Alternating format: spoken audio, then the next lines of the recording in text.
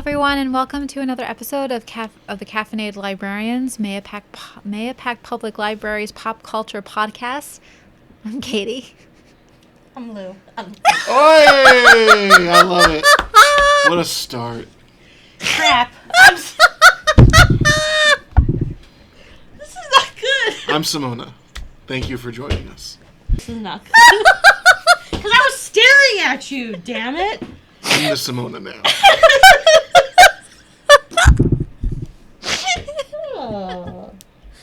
Oh my god. Can we start that over? No, I think that's the perfect opening. We should honestly use that opening for everything, and we'll just throw Joe in next time. Okay. What are we talking about today, Katie? We're talking about one of my favorite BBC productions, The Musketeers, which was made in 2014. And she swallowed her gum. Oh. Man, Simona, you're, Lou, you're really firing on all cylinders today, huh? And so I first watched this show while I was living in Scotland. Oh. Yeah. Aye. Brilliant. Uh-huh. Lassie. And I completely fell in love with it. And it was only the first season. And I had to actually watch this show on questionable sites in order to see the other two seasons. So I did. Because I wasn't going to miss it. Yeah. So You pulled an Amanda. I did pull an Amanda, yes. So we're starting with season 1, episode 1. I need to One Friends and Enemies. Yeah. Yeah. So we have our 4 cast of characters. Athos, played by Tom Burke. Porthos, played by Howard Charles. Aramis, played by Santiago Cabrera. D'Artagnan, by Luke Pasqualino. And then we have I wouldn't really necessarily call them secondary characters because they still play prominent roles in the show. Captain Treville is played by Hugo Spree. Constance Bonacieux is played by Tamal Carey. Milady de Winter is played by Mamie McCoy. King Louis XIII is played by Ryan Gage.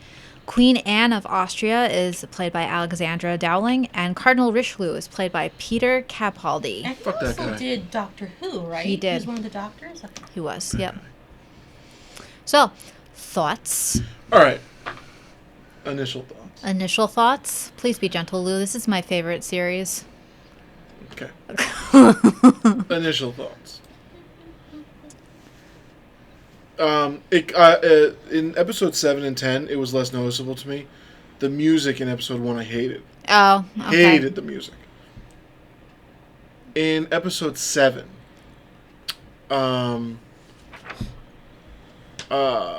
Which is called Rebellious Woman. Grace, from Peaky Blinders, I forget what her name is. She's Constant. She's the Countess. Yeah, that one. Ninon. She goes up to my boy Athos Athos. and is like, "Oh, you're rather handsome," and blah blah blah. I'm like, really? Like, Them's fighting words, Simona. you're looking at Athos and being like Athos. that guy. Yes. I mean, That guy. listen, I am secure enough to say he was the ugliest of all 4 of them. No, Oh, the shots fired. he is the cutest. When of all of them. honestly, when they showed Aramis, I was like, that guy's got to be the leader of it. He looks the coolest. He talks the coolest. No, he and then doesn't. it's like this guy's got a big head. No, He's got like weird eyes. I'm like, this is the best soldier in all of Musketeerland? Like, really? So, Tom Burke, it takes a special person to recognize how good-looking a man you are, and Lou just can't do it. Yeah, I don't But I'm see here to it. tell you, you are sexy, and I can see why you're the leader. I don't see it. I don't see it. He's broody, he's troubled, like, that's, Also, that can't- makes any woman weak. broody, troubled people. No, not me. Fine, But it makes me. King Louis, yeah. hilarious. My boy have- was just not, doesn't have everything going on upstairs, No. and I liked it. Have you seen The Hobbit: The Desolation of Smaug? No. Damn it, he's in it. Oh, What does he play? King He's- Louis. Oh, wait. Is he the slimy character that's wanting From to... Lake Town? Ah! Yes, yes he is. Yes he is. Yeah. So those are my initial thoughts, and I actually liked it much more than I thought I was going to. Yay! I really enjoyed it. I was telling Katie a few days ago. It was yesterday. It was yesterday? It was yesterday. Anyway, I was telling Katie yesterday. This is going to be a great episode. I'm just... Yeah, you're Sharp today. really on it. I am, yeah. Anyway, I was telling Katie yesterday. One of the things I really loved is the friendship between the guys. And honestly, like, that's the kind of friendship you want. Essentially, like, this is a crazy-ass plan, but I am with you all the way, and we're gonna see it through. Yes. And also, like, I just love the whole sword fights. It's like, I can kind of understand why guys like action sequences. Because I wanted to be there, like, twirling my swords, like, firing muskets and riding horses. Yes. Like, that, I just thought that was so awesome. And I love their friendship. I love their banter. The fake funeral scene. I was just thinking that. From the last episode. Like, I could yeah. so see, like, because So you I- have to pretend that you're sad, but this, Yeah. it was So great. I absolutely love the banter between Porthos and Aramis. I think they're hilarious together. Yeah, I thought Aramis was the most engaging character in the whole show. Well, he's supposed to be. He's supposed to be the romantic of the four. Yeah, but like I don't know. I mean, engaging in terms of like the person that like you want to watch and you want to Yeah. like relate to and stuff like that. Like, I'm sorry, my Athos was just like It's Athos. It's Athos, Lewis. he just like I just kept looking at his face, being like, why is your head so big? Like, I don't know. I just couldn't get past his head. You really couldn't get past. So what did you think of? Okay, so you have thoughts on Athos and Aramis. What did you think of Porthos and D'Artagnan?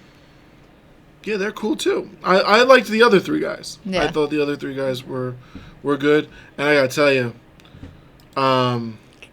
I liked Milady de Winter. I knew you would. Because she's your type. I knew you would. Psychotic, murderous, Yeah. and, you know, that's what it is. I I liked her. absolutely- I would have fallen right for her ploys. I absolutely, I kind of agree, though. I absolutely I'd be thought. like, just take me. Let's make it happen. So let's talk about the first episode. Yeah. So the first episode, it's raining and cold, and D'Artagnan and his father have come to Paris to petition the king, and they stop at an inn, and unfortunately, the inn is attacked by bandits. Don't you hate when that happens? I do. By masked men, and one of them claims to be Athos and attacks the innkeeper. But D'Artagnan's father fights back, and D'Artagnan also fights two of the men in the barn. Shoots one of them, and unfortunately, D'Artagnan's father is killed by this masked man who claims to be Athos. All right, I'm not on screen. I'm just the producer chiming in here. I didn't watch the last two episodes, but I got to comment on this plan, on this dastardly plot that was cooked up by the villains, because you know it's not going to be Athos, right? This is like if somebody was going around robbing 7-Elevens in a mask and then screaming out, I am like a high-ranking general in the United States It's military. true. Yeah. Yeah. Crazy plan. Yeah. But you have to think about it this way, I think. You're a musketeer, you're a high-ranking you're essentially part of the army in a sea of hundreds of musketeers, hundreds of army of soldiers. You're not necessarily gonna know who Athos is and what he looks like. No, I don't. Yeah. I don't know what most of the generals look like in this country. So, Right. I just think it's a funny concept. Oh, okay. To pin pettier crimes on Yeah. Also, they have no legal system whatsoever. Well- This guy just walks in and says, "Oh, Athos was the one that killed my father," and everything like that. They're like, "Hang him!" I'm like, "Oh my goodness, let's have some kind of semblance of You're court." in 1625 France, My and the goodness. king is an absolute monarchist, and he is judge, jury, and executioner. Well, he's also kind of a moron. Yeah. And, well, yeah. You know, Was the historical? I mean, from whatever we know, like was like he sort of less than all there as a ruler, or was? Don't know. Okay. I don't know. I can't speak to any like historical accuracy on this. Yeah. But he's also getting all of his advice from a crooked cardinal. Cardinal Richelieu. Yes. Who, that guy. Honestly.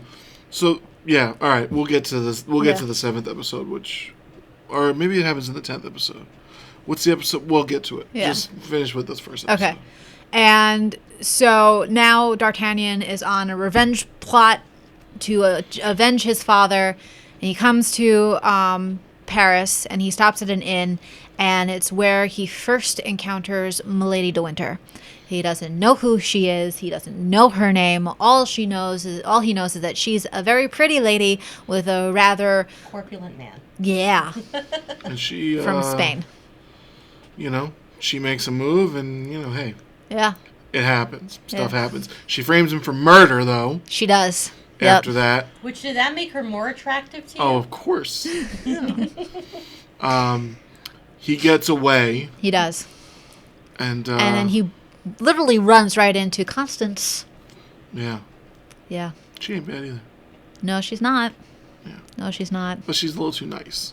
Well, that's her character. Yeah, too nice. So I would like to ask you guys what you thought about, like, what you thought about the introduction to these characters in Like this it- episode. I think, and it's not just this show. It's lots of shows. The first episode's always kind of the weakest. I feel like. Yeah, because they're just trying to find their feet at this Yeah. point. Yeah. Yeah, they're trying to find their footing. They're trying to introduce you to a lot of characters and stuff like that. Yeah. They don't have a lot of things figured out just yet. Mm-hmm. So like, I thought it was fine. Yeah. I thought it was fine. Yeah. Where I really started to like. I really liked episode 7, and I really liked episode 10. Okay. Cool. Yeah, and the music in episode 1 is just. It's just like goofy and like Yeah. I hate the opening theme song. Oh, really? Yeah, I think it's terrible. Wow. And I hate the opening credits. Like, I'm so glad shows have like generally gotten away from that now. Yeah. Like, that like let's do opening credits with everybody showing up and putting their names there. Yeah. Like, I'm glad we got away from that. kind of. Okay. Like yeah. Buffy does it very well. But other than that, like, I mean, I'm sure there's good ones, but that was not one of them. Okay. That's not going to change, so I apologize for that. Well, there's nothing you can do about it. Yeah. So, It didn't take away from my enjoyment of the show, generally. okay. Okay. Especially since the music is not as abrasive in the later episodes. Yeah, it's not. So we are introduced to Cardinal Richelieu, and That guy. he's great. He's a great villain. And This Aramis. guy, he's got 9 lives. He does. They try to kill him in every episode, I feel like, and he just keeps surviving. There's one episode that we're going to talk about. He's basically found out that he tried to kill the queen, and the queen's like, I'm going to let you live. Yeah. What? Yeah. And then my boy Artemis, like, you look at him looking at Pythagorean, and he's like... Porthos. He just like look. They like look at each other like, "Are you kidding me?" Like she's gonna let him live. I'm like, when you have a chance to cut the head off a snake, you gotta do it. Yeah. You gotta do it. Yeah. Mistakes were made, Oh. and she's pretty, and I get it. And I mean that doesn't really have anything to do with it. I just think she's pretty. But come on, Queenie, Yeah. And then cut the head off. Yeah, and you find out that Aramis is, of course, sleeping with Cardinal Richelieu's mistress. Good for him. Yeah. And then we meet King Louis and Queen Anne. And Queen Louis is shooting birds. Yeah. Yeah.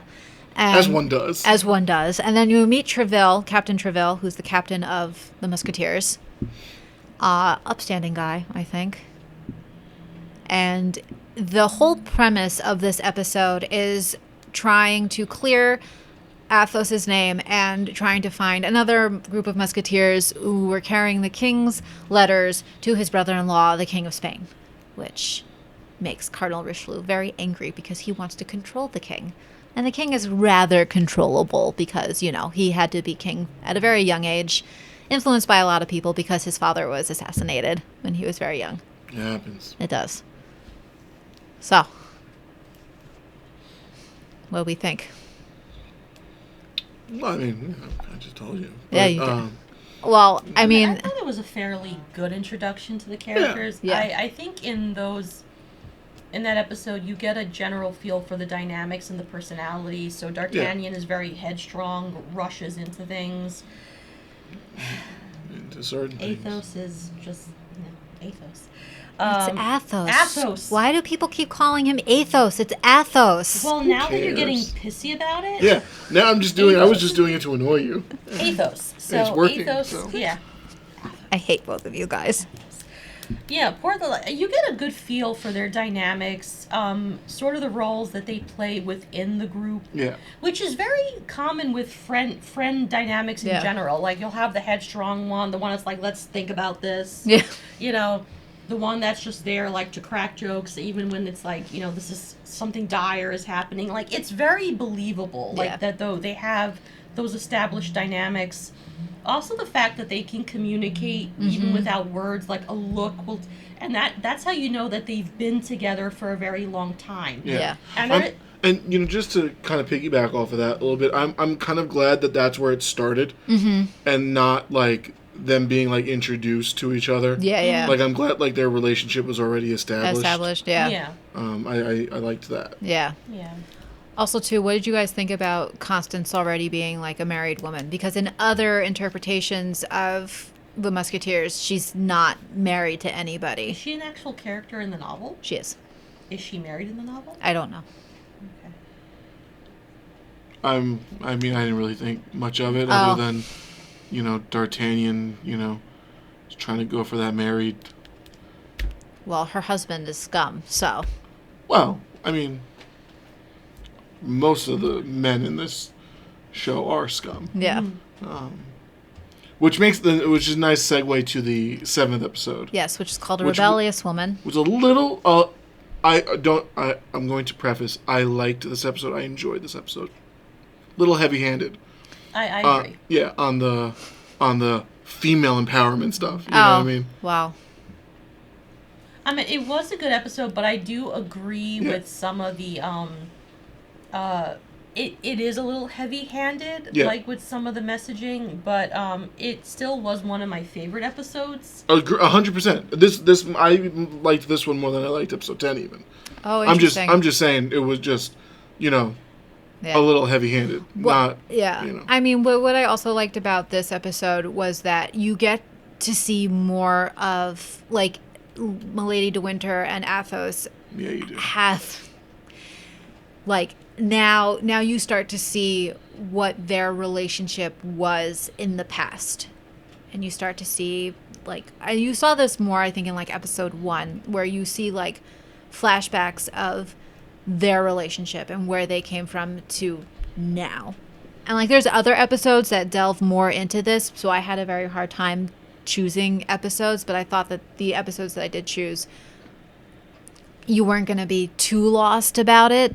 But I don't know if you guys were able to. I definitely agree. I think you had a pretty good feel for what the relationship may have been, how it deteriorated, and what it is presently. Yeah. I think it also did a pretty good job, you know, of showing, you know, some of the realities that would have existed for women, whether you were of nobility, middle, if there wasn't middle class yet, working class. No, and it then was like really much just Yeah. nobility and then peasantry. that even though you had some degree of power, the power was limited. Like I felt for the countess, she's a countess, correct? Yep, Yeah. Nignon. Because while she does have power, while she does have money, she doesn't have much agency, No. and and that was a reality. Like, Yeah. women, once you were married, you went from being the property of your father to being the property of your husband. That was a reality for women. Yeah. So you do feel for her. You feel for, the women that she's trying to help. Like, it was heartbreaking, the opening scene Yeah. with the young woman who gets run over by the carriage. Yeah. No, Yeah. Could she have not found a better way to deliver that message, though? No, because she's a servant, and the king and queen wouldn't have seen a servant for any reason. Right, but couldn't she have waited for the carriage to stop?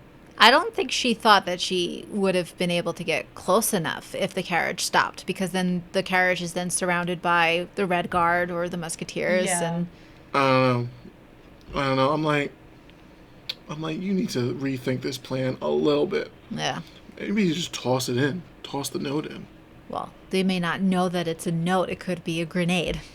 A grenade? Well, a bomb. A grenade? A bomb. A grenade? I mean, like, it's a heartbreaking scene. But, Yeah, but you know, it jumpstarts Yeah. to what they got. Yeah. She got their attention.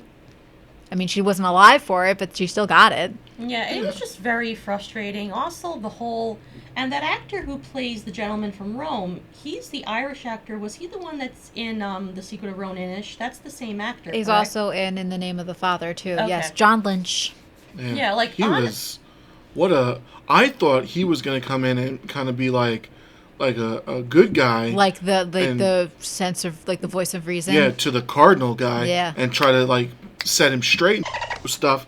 But like, no, he's worse than the cardinal. Yeah. Well, it's like, like beneath the mask of piety. And the worst kind of person is a person who's generally convinced of his own piety and Yeah. righteousness. The cardinal, you know where he stands. Oh, Yeah. yeah. There's he's no Up question. front. The Yeah. other dude is more sinister because he has this mask of virtue and righteousness, but he's just as corrupt and just as willing to discard people for his own interests. Yeah. So I respect Cardinal Richelieu because he's upfront about it. Like, Yeah. he makes no qualms. Like, He he's, does everything for the good of France and nothing so, else, which is And the good of himself a little bit too. yeah, You know what I'm saying? yeah.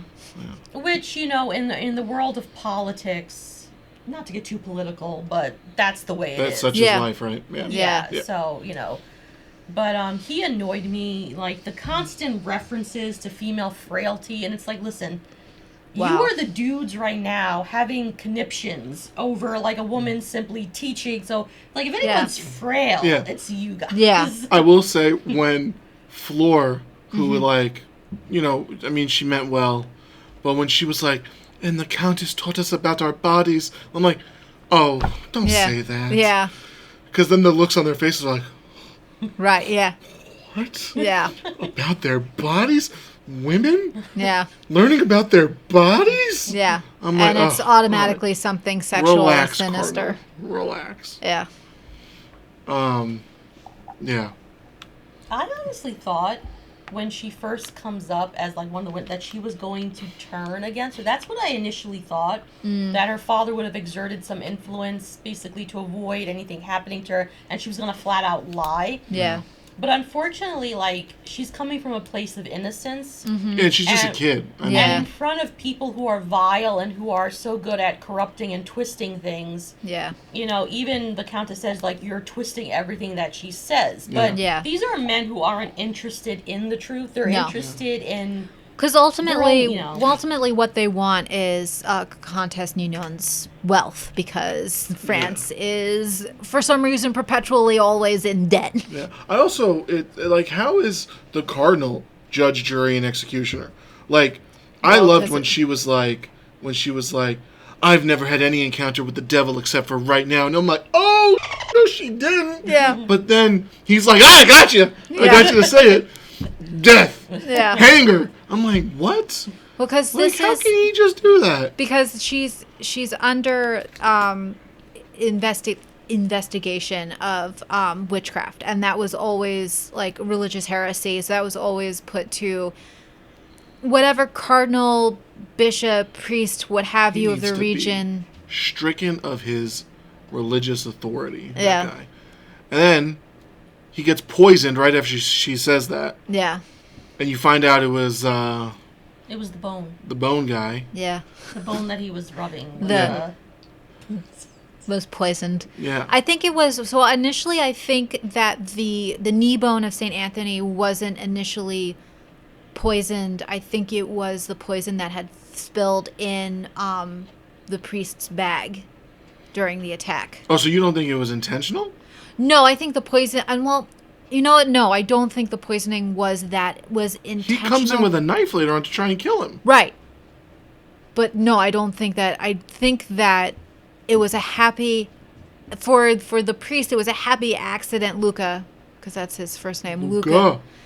I think it was like a happy accident because it cemented his reasoning that Ninon was a witch, and also it weakened Cardinal Richelieu enough to finish him. But she wouldn't have. He had to have poisoned him intentionally because she wouldn't have, like. I also believed I it don't know. was intentional. Yeah, I think it had to have been intentional. Well, I think, yeah, Because he also had the stuff stolen. Like, he was Right. planning on bringing that stuff right. to, But also to poison the cardinal. Yeah, but also the poison had been in a jar, and during the scuffle, remember how Athos is taking everything out and D'Artagnan touches it and says that everything is wet? Yeah. Like it's damp, and it's because the poison Right. either like because either after he- they stole it. Right. And with the tussle, like you said. But Right. he So was it- intending on bringing that bottle of poison right. to the cardinal. So what I'm saying is that maybe that there was 2 bottles and one bottle But had we only broken. saw one bottle. Right, but who's to say that there wasn't 2? Right, but and we if can the- only go by what we see. Okay, all right, And all right. I'm your guys are right. I'm wrong. I think that they were. I think he was trying to poison him, It could be. and I think he went there with the intention of poisoning him, even From the without the get-go? Countess was doing her thing. Yeah, He just wanted him dead, you just wanted him out of the way. and I think he wanted him out of the way because of what he tells him He's that up for the papacy. that he's up to be the Pope and Yeah. all that. Jealousy. Yeah. It's a terrible thing. Yeah. So he was like, I'm gonna take him out now. Yeah. What did you think of? Because Milady de Winter has a much larger presence in this episode. Like she's Yeah, she does. this is like out of all the episodes that up until now, she's more of like in the shadows. She doesn't make herself an appearance even with Athos in the room. So she's now out in the open. She tells the lie about Ninon, Yeah. and then I like the slow motion as they pass each other, and she looks I at him. love- She kind of gives him a little side eye. Athos's Yeah. expression when he hears her voice, like Yeah, it's like she's risen from the Bert dead. did such a great job. Like Yeah. the sort of like the pure shock on Oh, his yeah. face and like the horror as because I was saying he has to recognize her voice, And he you know? does, yeah. And he did I think he does such a great job because it's like utter disbelief. Yeah. That and I love the side smirk she gives him. Yeah. As she's passing, it's it's very Because well she done. has protection now. She's she's working underneath the cardinal Yeah. as his spy and his his murderess. When she asked the Countess, so is the girl hiding there? Mm-hmm. And it just cuts. I'm like, oh, she gonna trust the wrong person. Yeah. You don't want to trust her. No. And then just totally throws her under the bus in the testimony. They're like, okay, we'll just take the word of this lady. Yeah. She's a witch. Yeah. Let's burn her. I really like the scene between Ninon and Milady, where she's just doubling down on like lie after lie of like the women in her salon will burn in your place. I thought that entire scene was beautifully acted Yeah. because you can feel the tension and Yeah. like her ultimate decision to confess to save the other women that were in her salon. Yeah. Yeah.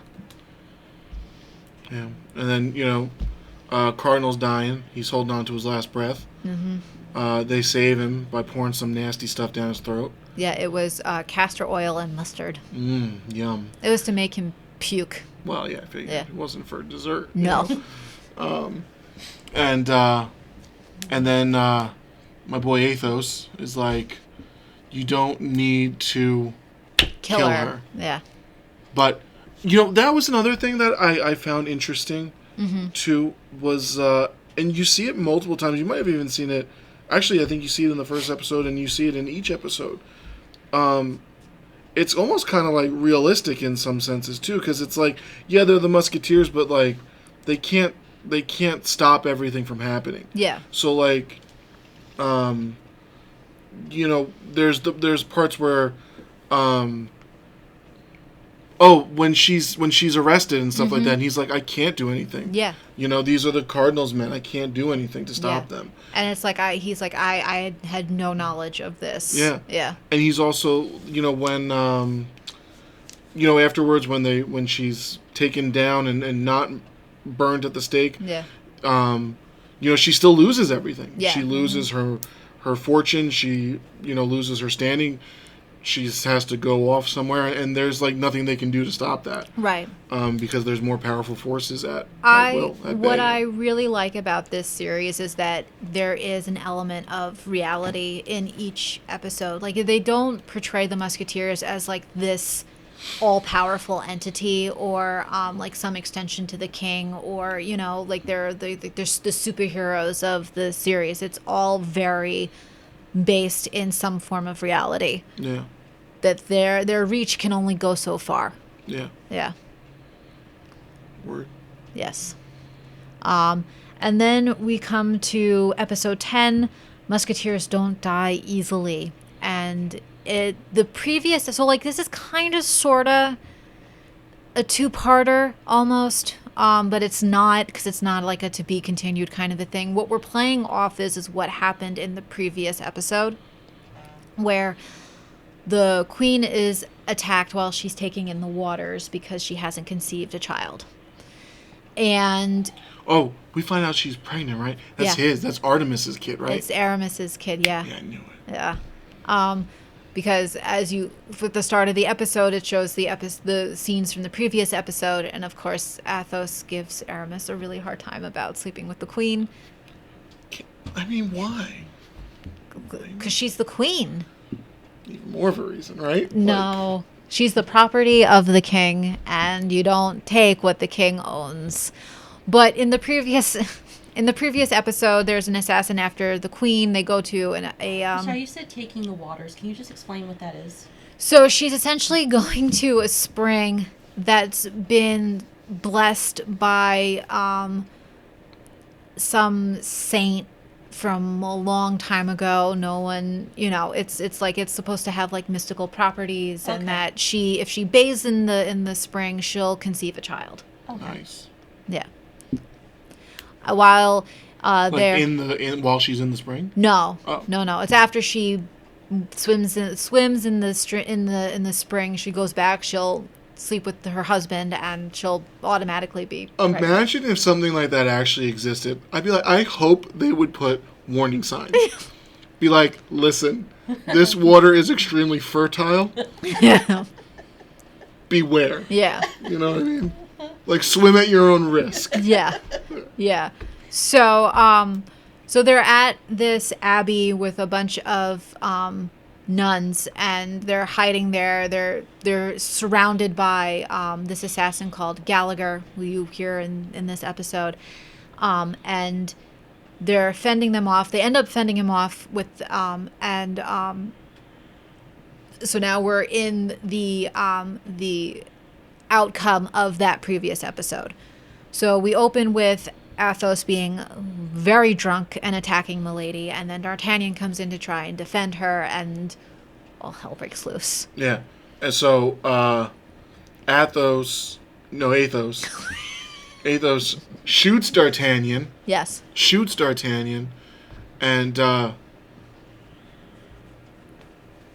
you find out that so D'Artagnan. Wait, no, this happens later on. I'm mixing up things because D'Artagnan doesn't run at that point. No.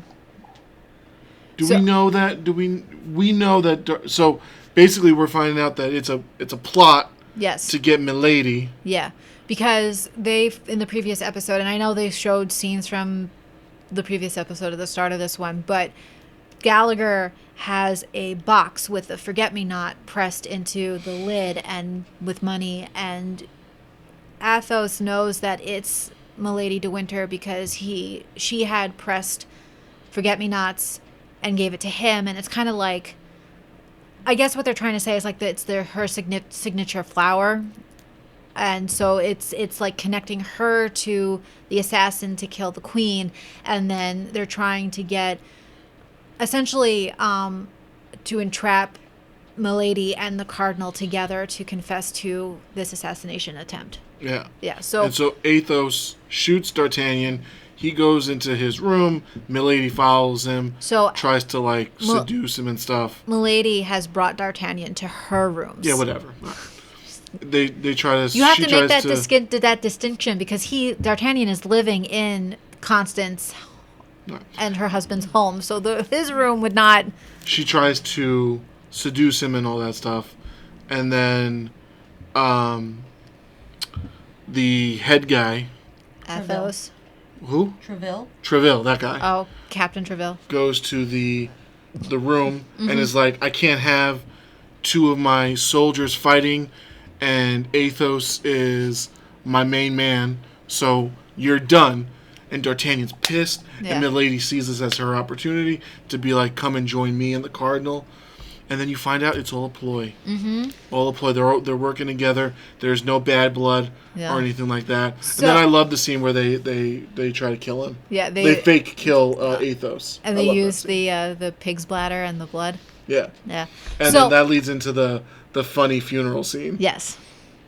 And like I have a question for you guys, because when I first watched this series, this season, I really thought that there was dissension between D'Artagnan and Athos. Oh yeah, I did too. And you guys thought that as well? Yeah, absolutely. Yeah. First watching? Okay. Yeah. I almost wish they played with it a little bit more. Yeah. Like I wish they elongated and let that run a little bit. Yeah. You find out like a few scenes later though. Yeah. And I also feel like it's quite believable, especially when they do a great job. It's revealed that D'Artagnan slept with Milady or is it Milady or Milady? Milady. And it's to me it's believable if like her husband said, because I think they're still supposed to be married, because he never divorced. I mean, he tried to kill her, but did he technically divorce her? Who? Athos. Athos. Did he divorce? No. Okay. No. Divorce isn't a thing. Okay. So just murder. Yeah.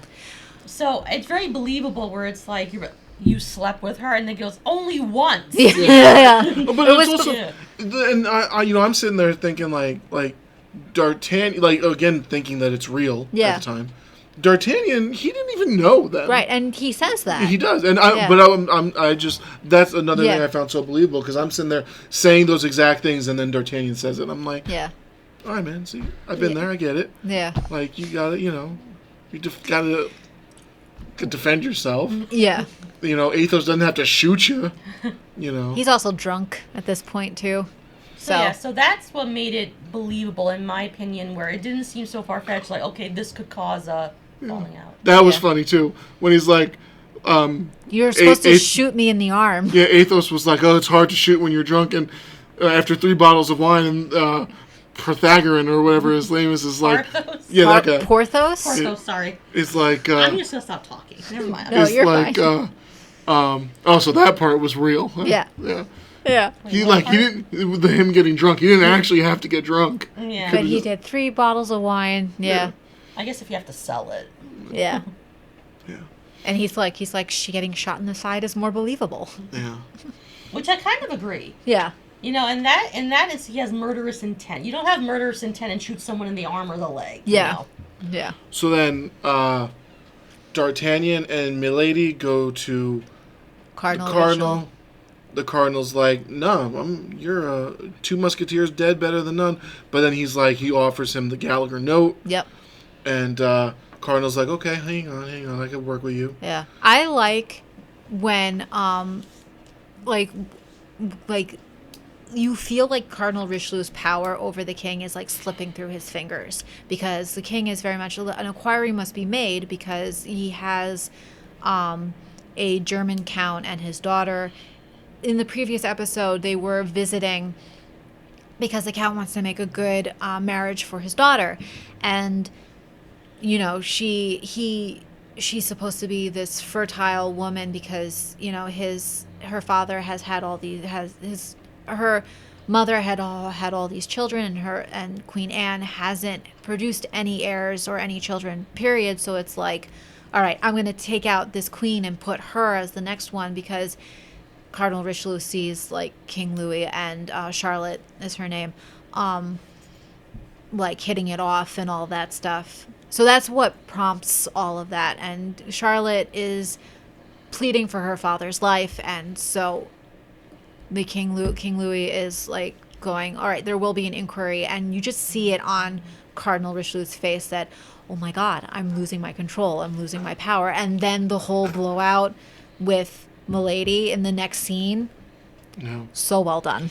Yeah, and so then the Musketeers, they ploy this plan. They put together this plan where the Cardinal just pulls a James Bond villain move. Yeah. And just tells his entire plan to everybody that wants to listen. Yeah. And the Queen is right there. Yep. I'm like, my dude, the Queen is around the corner. And as I complained about earlier, she gives him another chance. So and I have a feeling that he's going to be doing some more stuff. Yeah. In the next season. Dastardly, no good deeds. So the reason why she lets him live is because he is good for France. Like, because he puts France. Well, that's what she says. If you step out of line, I will tell the king what you did, and then you will. I'm saying she shouldn't have even given him another chance. Yeah. She needed to cut that right then and there. Yeah, but he's too good for France policies. And also the king's inept. Yeah. So he tried to kill her. It's courtly politics, Lewis. You got to pick and choose your battles. If I were her, I would have picked this battle. But then I'll make your life live in hell. Yeah. So we have one thing resolved. Now we have to resolve Milady. But Milady is rather scrappy and goes to her former boss, because she reveals to D'Artagnan that she had been a thief and a pickpocket before she met Athos. And the whole thing with Athos is that she essentially made herself somebody that she wasn't, didn't tell Athos who she had been. They marry, but his brother had desires toward her, and forced himself on her, and so she killed him. Nice. But then, because her past came to light to Athos, all he could see was the fact that she was a murderer and a liar, and so he has her hanged. But clearly she somehow survived that hanging, and now she's been after revenge. I thought he tried to slit her throat. No, No, yeah, it looked like a rope. Yeah, scar. It was a rope. Oh, I thought it was a knife scar. No, it was a rope. Okay. I mean, you see that further.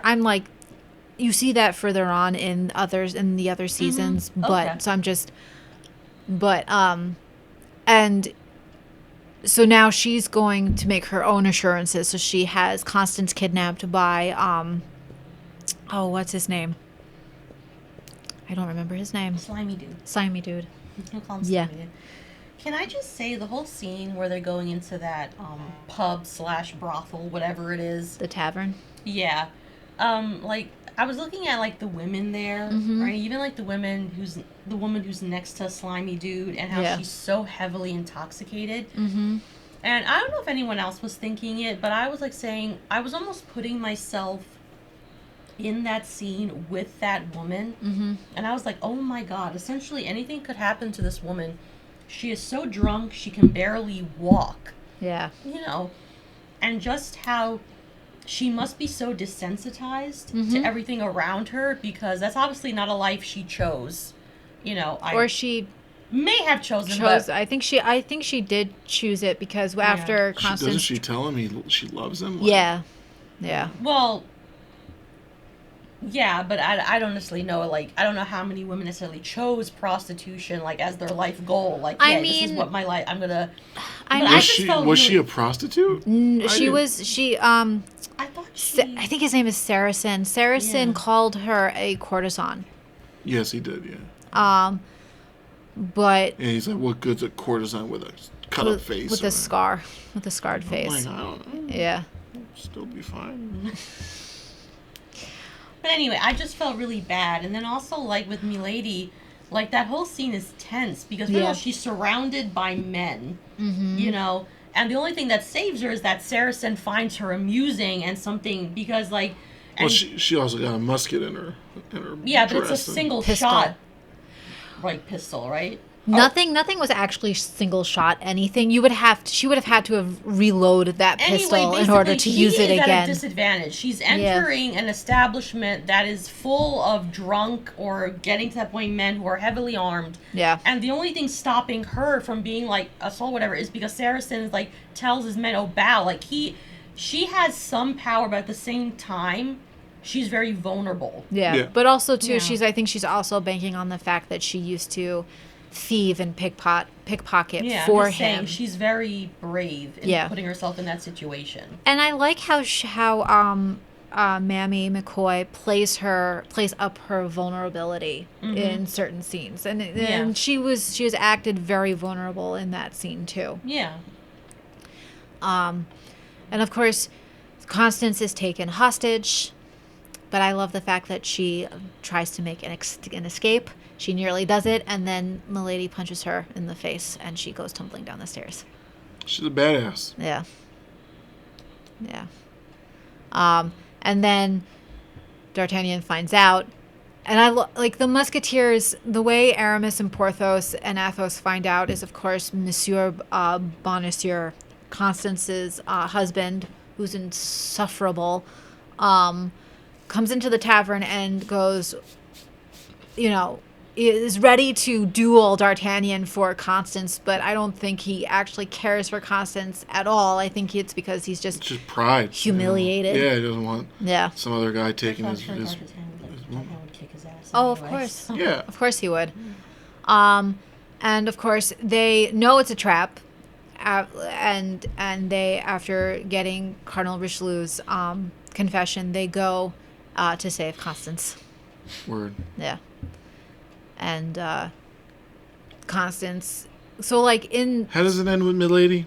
so Where does she leave off? I don't remember. Athos doesn't kill her, and I mean Aramis and Porthos talk him out of it because they want the proper Oh, that's right, authorities yeah. to deal with her, and he just essentially tells her to go to England or England or Spain. I don't care, but if you ever come back to France, I will kill you.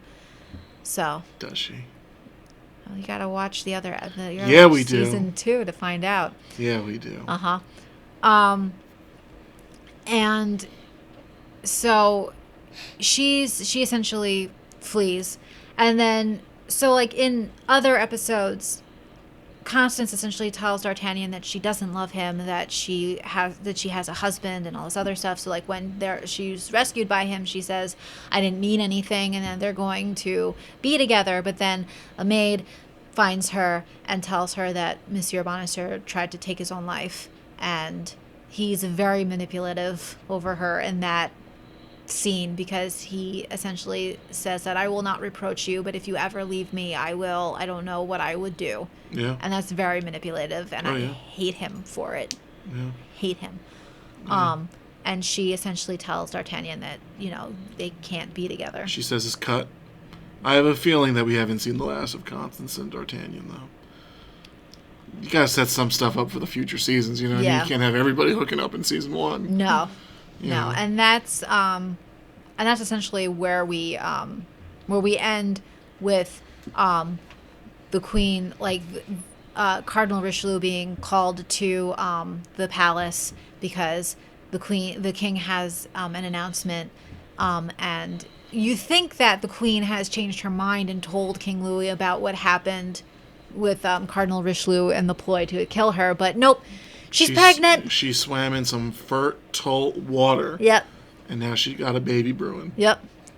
And we all know that it's Aramis's baby, and Cardinal knows as well. Well, yeah, after that whole I love the look that he gives. Like, he says so much without saying Peter anything. Capaldi knows how to play a villain, I think. He just knows how to play a villain, I think, very well. And you see that in other episodes as well. Like, he'll make a look and you're like, oh no, he knows something. Or something's like turning in his head. And it essentially ends, the season ends with all of them riding off to do their good work. And I also love the look that they all give Aramis, like, because they all know. Well, actually, no, they don't know. Only Athos knows that Aramis slept with the queen. That's why he's the leader. He's not only extremely attractive, he's very perceptive. Well, no, because Aramis tells him in the Abbey. He told him, Yeah. Oh, did you have to ruin that? It doesn't matter. My boy would have figured it out anyway. But I also We all know Aramis is the best of the Musketeers. I love how Santiago Cabrera plays him. Yeah, but I also think that's a very friend thing to do. Like, if you found out, like, oh my god, you got so-and-so pregnant, it'd be like, well, you know, it happens. Like, you're gonna, like, that's a very friendship thing. Like, if you hear, like, what are you gonna do now? Yeah. Or whatever. Well, I mean, I think Athos definitely knows that. I'll ask a really dumb question, though. Yeah. Because the queen, I'm assuming historically, would have never really been left alone. So one must assume that some of her ladies in waiting were paid very well to basically, because, like, the queen would have always had someone with her. Yes. So some of her ladies have to know as well. Like, well, right? Or maybe they found ways to sneak around. It happens. Yeah, I mean, yeah. I don't know. I was just thinking. I don't think, like, she would have been with people that she would have trusted, or at least tried to have trusted. Yeah. But, yeah. Okay. So, we all know that the queen's baby is Aramis's baby, and Athos has some inkling of it. And that's where the season ends. And riding off in the sunset. Riding off into the sunset. All for one and one for all. And what I would say about this series is that I really like that all of the actors who play the Musketeers, our four main Musketeers, are doing their own fight scenes, and they're all doing their own riding stunts and just riding the horses and stuff. So I really appreciate. They all actually did like a Musketeer boot camp and learned how to fight and learned how to ride horses. So. Nice. Yeah, I think I think it just adds to the overall performance of the show. Yeah. I agree. Yes. So any other thoughts? Any questions that you may have about certain things? No, I liked it. I'm looking forward to the next season. Yay! So what are we rating these 3 episodes out of? I think we should do what we did for Buffy. Okay. I mean, if you guys want to rate the season, we could rate the season. But we rated the show as a whole with Buffy. Oh, okay. But do you want to rate the season? We could rate the season. Or do we want to rate each episode? I would rate the season as a whole. Okay, yeah. Or rate the show as a whole. Well, okay, so let's do the season. I mean, you guys didn't see other episodes. Would you see the other episodes of season 1? Definitely. Cool. Yeah, I'd say 4.5 out of 5. Cool. Yeah, I did enjoy it. Yay. I would say the same. I really enjoyed the episodes that I've seen. I enjoyed them. Yeah. And it's 5 out of 5 for me. So that's not going to come as a surprise. It's all going to be 5 out of 5 and for me. I think also what sells it is that the lead actors work well together. Like, oh, yeah. You can truly believe these are people, with the exception of D'Artagnan eventually, that have been together for a very long time. Yeah. And I like season 1 because at the end of season 1, D'Artagnan is obviously a musketeer. Yeah. He's been given the commission and all that. But I like the steady progression of his integration into the Musketeers. It's not like after episode 1 he's suddenly a musketeer. It's yeah. Agreed. Yeah. So that's it for this episode. Thank you very much for watching, and we'll see you next time, guys. Bye. Cool.